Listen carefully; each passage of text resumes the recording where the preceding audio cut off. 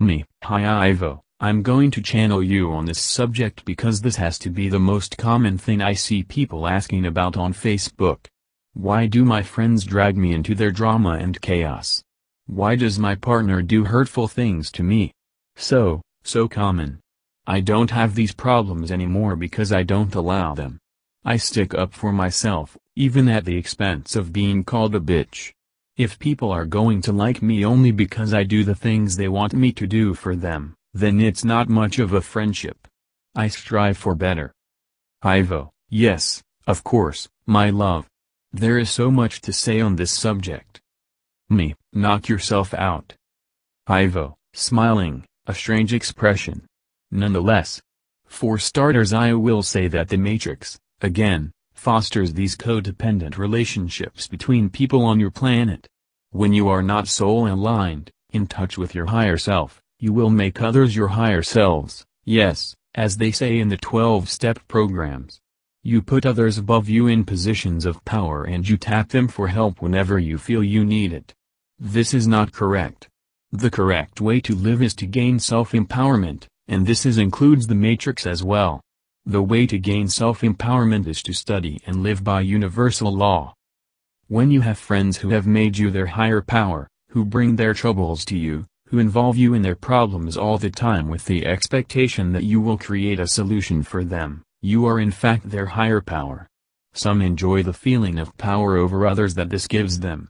But that is also Matrix thinking and an illusion because the Matrix holds power over all of you. None of you are free within its confines. I will also state that many of you believe that things happen to you. No, they do not happen to you, you attract them to learn from. When you believe that life happens to you, you are at its mercy when in fact you are a creator being, capable of creating the life that you want. You in fact are creating the life that you need, with these problematic people in it, in order to learn. If it is not the life you desire, change yourself. Your friends keep dragging you into their drama and chaos because you help them. Stop helping them. Walk away. If they stop being friends with you over this, then they never were friends in the true sense of the word. They were only using you and using your energy, which they have no right to. They only have the right to your energy if you allow it by consenting to help them. The complainant often is not asked to allow it, but is tricked into giving it. The only solution is to take your power back. Say no. Yes, there is an energy-taking element. Typically those who are treated in this way are of higher vibration than those who are treating them as such. You call it energy vampiring. Those who are dragging you into their chaos are feeding off of your high energy. Eventually, most get fed up of this as their energy lowers. It no longer feels good to be around the vampires, and rightly so. Leave them to find their own means of self-empowerment. Do not feed them your good energy. Sharon has found that cutting cords is helpful in breaking ties with these needy types. There are videos on YouTube instructing you on how to do this. Some are guided meditations. Yes, break the energy ties with those who are feeding from your energy.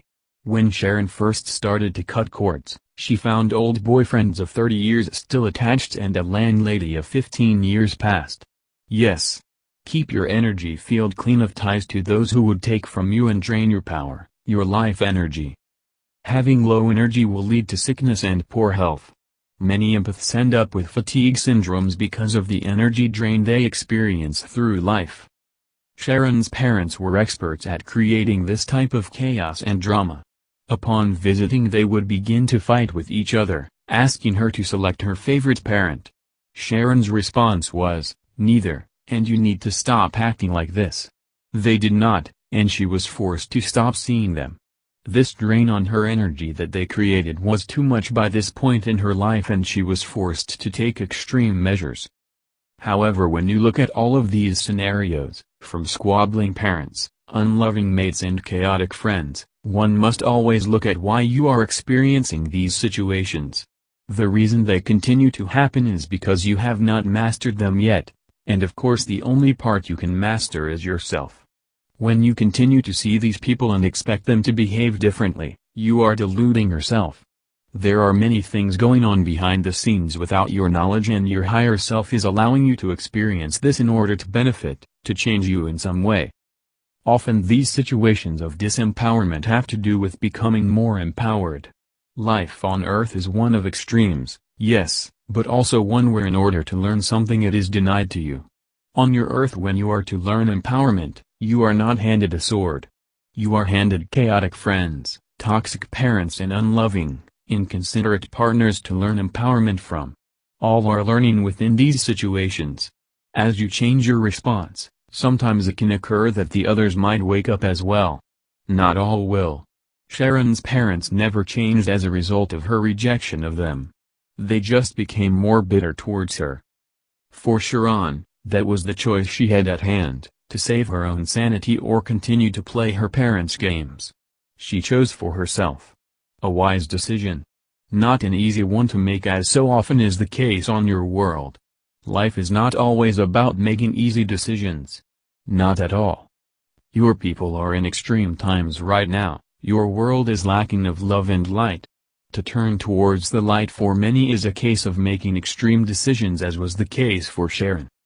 If you need to, refer to our video on love in action. Sharon had heard the other day that those people who seem to hate you the most in life are the ones whose souls love you the most. Sharon was aware, through a visit to the Akashic records, that her Earth parents loved her very much. But she commented always, "If they love me, they sure have a strange way of showing it." At a future time when your people are not so imbalanced, it will be easier for you to learn your lessons. But this is how love is shown to many on your planet, to encourage your growth towards empowerment, becoming more self-loving, self-mastery, and many other lessons you came to Earth to learn, or to perfect. In the case of the one who finds the right partner, they have simply learned their lessons and now have not attracted their polar opposite but their complement. Life is pushing you to become authentic, not superficial, manipulative, unloving, egotistical, disempowered. It is pushing you away from all of these things, yet so many remain caught in these states because they do not examine their lives. What does it take for you to finally say, "I have had enough of this nonsense"?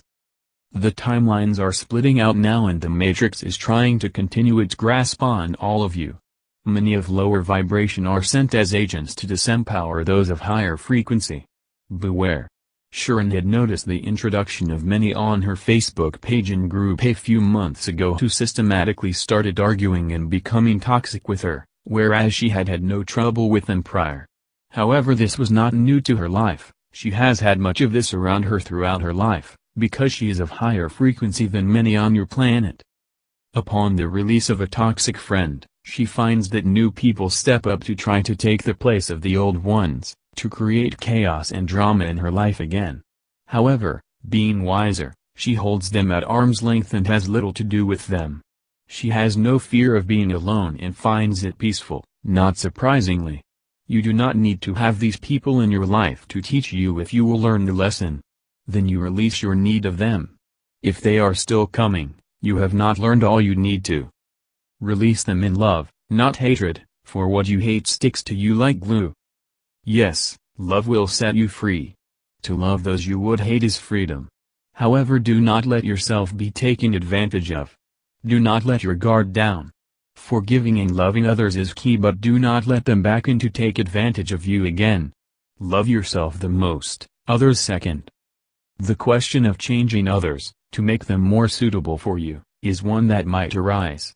You can send them love, but do not expect them to become the person you want them to be. It will help them, but what they learn is up to their higher selves, not you. Your influence can be curtailed. You do not know the life plan of the person you are sending love to, so you do not know that you can change them into what you want them to be. Quite often, that is folly. Send them love to help yourself, not them. And release them to their higher selves. Learn to accept the part of them that does not meet your needs or look elsewhere. But do not allow yourself to be compromised in relationships. If you are being taken advantage of, you are being disempowered, and you need to learn to empower yourself, using the relationship at hand. Thank you, Ivo. Ivo, my love, as always you are most welcome.